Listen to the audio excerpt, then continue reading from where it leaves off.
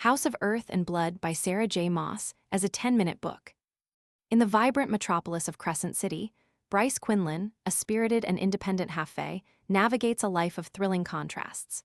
By day, she curates exquisite artifacts at an esteemed art gallery, Griffin Antiquities, showcasing her keen eye for beauty and history.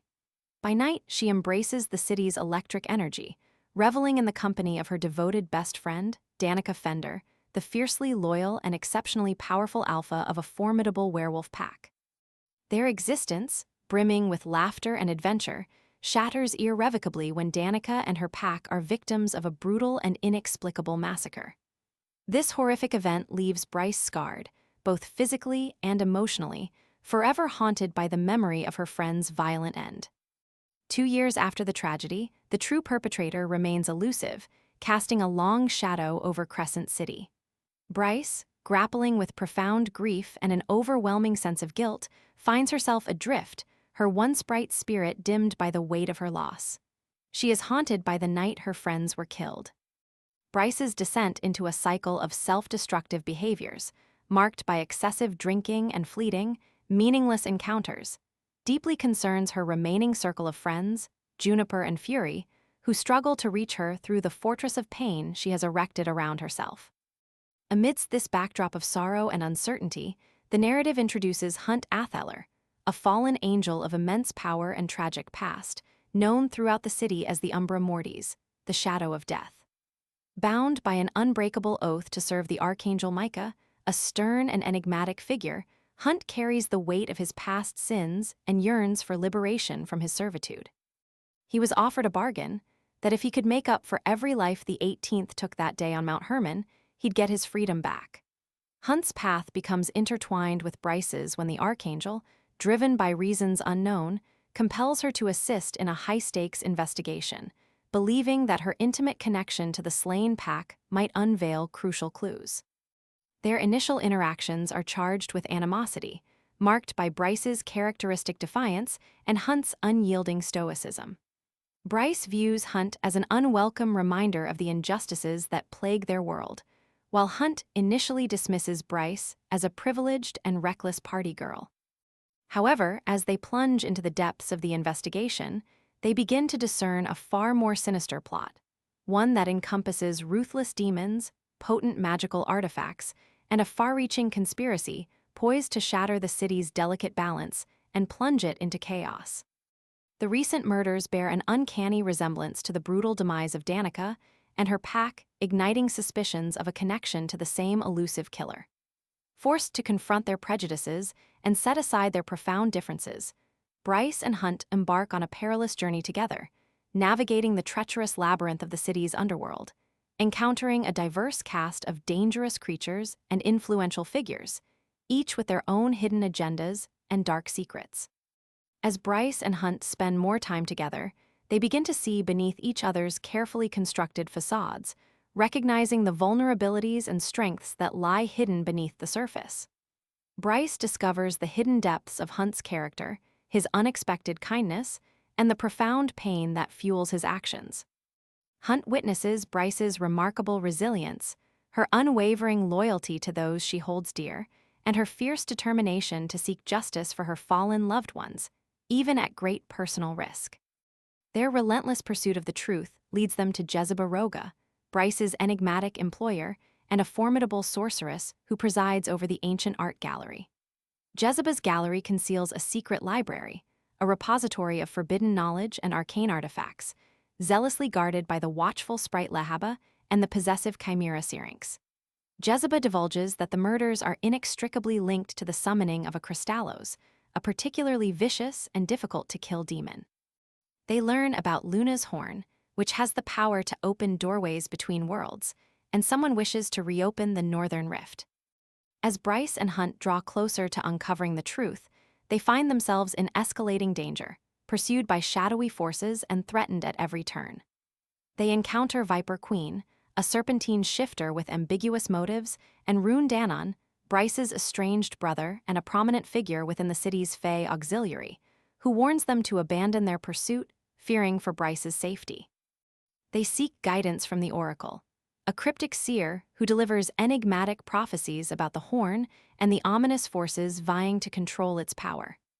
Bryce relies on her unwavering friends, Juniper and Fury, for support as she navigates the ever-present dangers of the investigation, only to be confronted with the agonizing possibility of losing them as well. They discover that Philip Briggs, initially accused of Danica's murder and imprisoned for the crime, was wrongfully convicted, implying that the true killer remains at large, lurking in the shadows. Their investigation further exposes a clandestine connection between the murders and a potent synthetic drug known as synth, which grants its users amplified magical abilities, but carries devastating and often fatal side effects. The investigation takes a deeply personal and emotionally charged turn when Hunt is captured and subjected to brutal torture by his former master, the malevolent Archangel Sandriel, who seeks to exploit his immense powers for her own sinister purposes. Bryce, fueled by unwavering determination and aided by Rune and a diverse alliance of unexpected allies, orchestrates a daring rescue, freeing Hunt from Sandriel's clutches and further solidifying their burgeoning bond.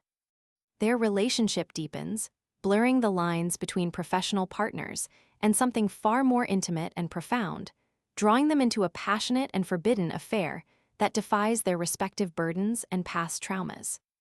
The team learns that the human rebels are involved in the smuggling of synth, with Philip Briggs as a key figure. They also discover that Sabine, Danica's second-in-command, harbors deep resentment towards Bryce, adding another layer of complexity to the investigation. Bryce and Hunt visit Ithan, Danica's brother, who is unwelcoming and blames Bryce for what happened. The narrative reaches its dramatic crescendo when Micah unveils himself as the true mastermind behind the series of murders and the insidious plot to reopen the Northern Rift, a catastrophic event that would unleash unimaginable horrors upon Crescent City. Driven by an insatiable hunger for ultimate power and control, Micah had manipulated events from the shadows, orchestrating the deaths of Danica and her pack to seize Luna's horn, a legendary artifact of immense power. In a desperate attempt to gain ultimate power and control over the city, but needed Bryce to find the horn for him, Micah injects Bryce with synth and throws Syrinx into the tank with the knock. In a desperate attempt to thwart Micah's malevolent plan, Bryce, fueled by a potent cocktail of grief, rage, and the volatile synth, unleashes a hidden power that had lain dormant within her, a radiant starlight that had been suppressed for years. This revelation unveils her true identity as a Starborn, a descendant of an ancient line of powerful beings capable of traversing between worlds, a lineage she had deliberately concealed to protect herself and those she loved. She saves Syrinx, but Lehaba sacrifices herself to flood the library, trapping Micah. As Micah breaks free from his watery prison, Bryce, driven by an unyielding determination to avenge her fallen friends and protect her city, confronts him in a climactic showdown. Wielding the Godslayer rifle and a golden bullet, she fires a shot empowered by her starlight, piercing Micah's defenses and ending his reign of terror once and for all. In the aftermath of the battle, Hunt faces severe repercussions for disobeying Micah's orders, with his wings temporarily stripped as a harsh reminder of his servitude. With Micah's demise, Crescent City descends into chaos as hordes of demons surge through the streets, wreaking havoc and destruction. Realizing the immense responsibility that rests upon her shoulders, Bryce resolves to harness her newfound power to close the Northern Rift, preventing further devastation and saving her beloved city from utter annihilation. Supported by Hunt and the remnants of Danica's pack, Bryce embarks on a perilous journey to the Old Square Gate, the only place where she can channel her starlight and seal the rift.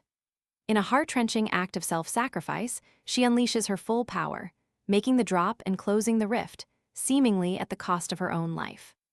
In a stunning twist of fate, Bryce survives the drop, transported to an alternate world where she encounters the original Danica, a celestial being who reveals the truth about Bryce's Starborn heritage and her extraordinary ability to traverse between dimensions. It is revealed that Danica had whispered, "I love you," before fading into nothing. It had not destroyed Bryce to make that final goodbye. The roar she had emitted was not one of pain, but of challenge. Bryce returns to Crescent City, irrevocably transformed by her experiences, bearing the scars of battle and the wisdom gained from her interdimensional journey. She and Hunt, their bond forged in fire and strengthened by sacrifice, finally acknowledge their deep and abiding love for each other, ready to confront whatever challenges the future may hold, united in their commitment to protect their city and the people they hold dear. She had to decide if she wanted to tell her parents about her starlight, but worried that they will know where to strike first. In the end, Bryce has finally answered Connor's message it had taken her 2 years, nearly to the day. Ades appears and tells Jezebel he didn't trust anyone, even her. He says he thought Thea's light was forever extinguished, but now he doesn't. He doesn't plan on fucking them over, not when things are about to get so interesting. Thanks for listening to this 10-minute book. If you enjoyed the story, don't forget to like, subscribe, and hit the bell for more bite-sized books. Got a book in mind you'd love to hear in 10 minutes? Drop it in the comments below. See you in the next one.